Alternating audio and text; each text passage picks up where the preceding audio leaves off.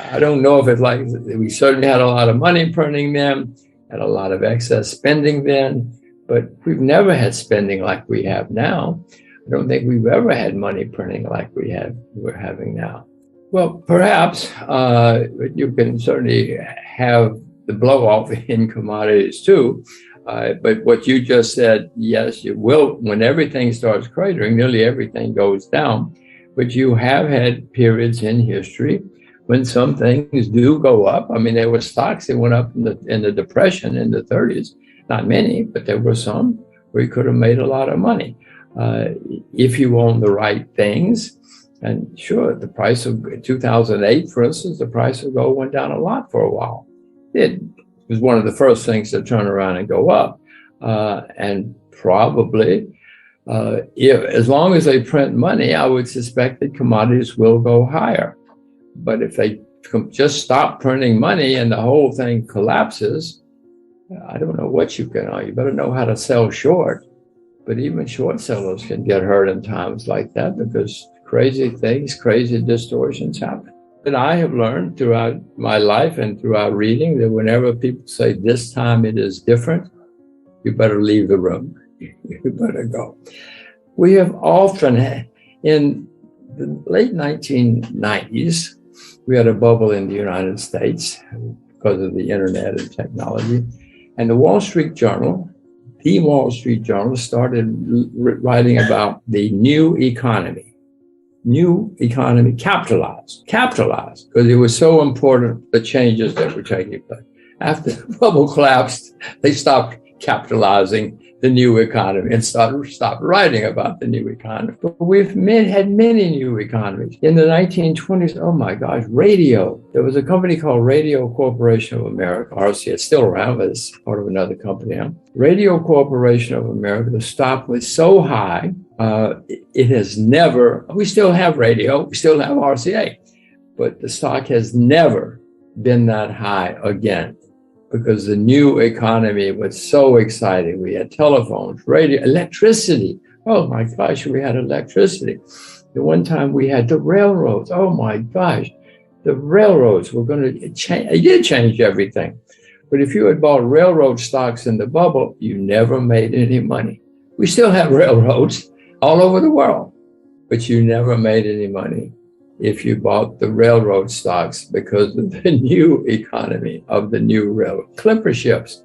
I mean, I can go on and on. There have been many times in history when the world is changing, and this time it's different. Maybe you're right. Maybe now all of these are the new technologies coming together. I'm sorry, I'm skeptical. I've been to this movie before. In the late 1960s, we had a bubble around computers. Computers were the hot thing there. There was a company, a laundry, which changed its name to Joe's Computer or Computer or something. Stock skyrocketed. It was just a laundry, but they changed their name to Computer and the stock went through the roof. There's no question blockchain is going to change everything we know. It's going to put a lot of people out of business. But electricity changed everything we know. Electricity put a lot of people out of business. Gigantic changes, gigantic bubble. We didn't get rid of electricity. Electricity stocks are still not gigantic bubbles anymore. I don't know if I'm going to get it right. I hope that I get them in right. If a blow-off happens, I'm sure I'll recognize it. The problem is, bubbles and blow-offs ruin two classes of people. First of all, they ruin the skeptics. People who say, wait a minute, this is a bubble, this is crazy. And they sell it short. They get wiped out because it goes much, much higher than anybody can expect. And then the people who get wiped out are the people who believe it. The people who say, oh, this time it's different. It's real now. This is real. Then they get wiped out because it does eventually collapse. And so many people get wiped out when they're bubbles. So I don't know if I'm going to get it right. I have shorted bubbles in the past, successfully at times, but who knows if I'll get it right next time around. Timing is as I just was pointing out, timing is the horrible, horrible part of bubbles. when people are saying, I am never going to buy stocks again, you should probably look. When everybody you hear says, I'll never, ever, ever buy stocks, that's a good sign. When people say gold is a fraud, get out of gold, you should at least look.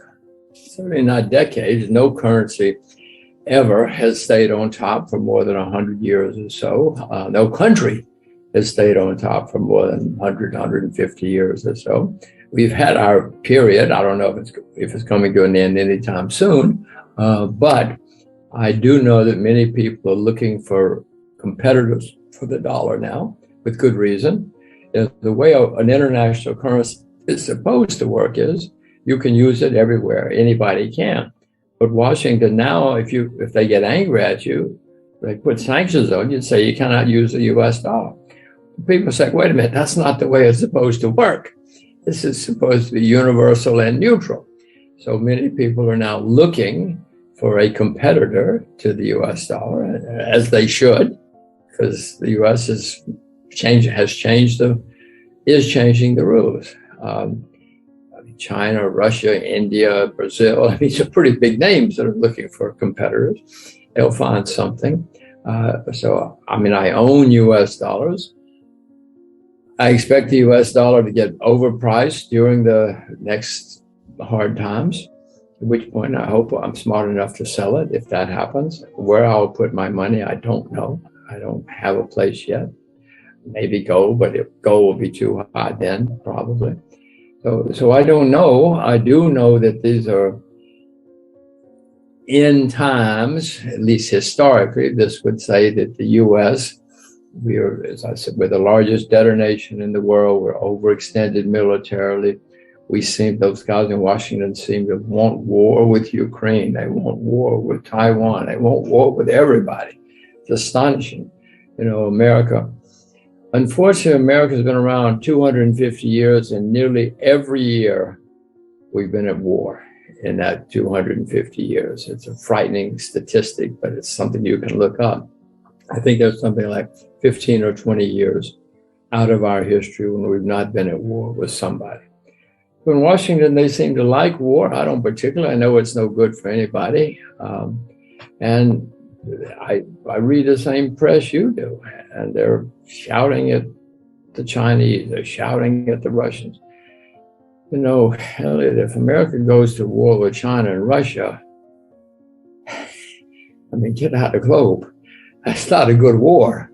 That's not a good war for America, to be at war with China and Russia and whoever their allies are at the same time. Yeah, we might have the Japanese on our side. That's not going to help very much against Russia and China, if it comes to that. And those guys in Washington, they keep getting us into wars. Afghanistan failed, Iraq failed, Vietnam failed. We keep getting into wars. We kill a lot of people and we lose a lot of money. And yet the guys in Washington don't seem to learn their lessons. History's pretty clear that whenever countries have gotten overextended militarily and financially and politically, it often leads to big, big changes, not necessarily for the good. Maybe for the other side, it leads to good changes. The Germans had a wonderful time when Rome got overextended. It went into decline and started collapsing. The Germans had a great time.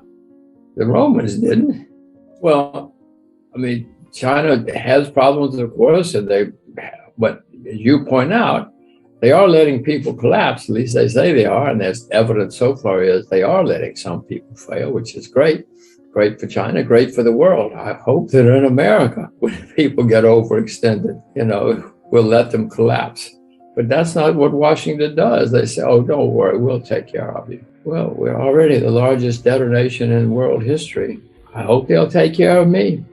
These are very, very tumultuous, crazy times, as you said a couple of times. So whatever is happening, please become aware and knowledgeable of what's happening. But if you become knowledgeable, you'll get worried. And if you get worried, you might get prepared and you might survive all of this. There were people who made fortunes in the 30s.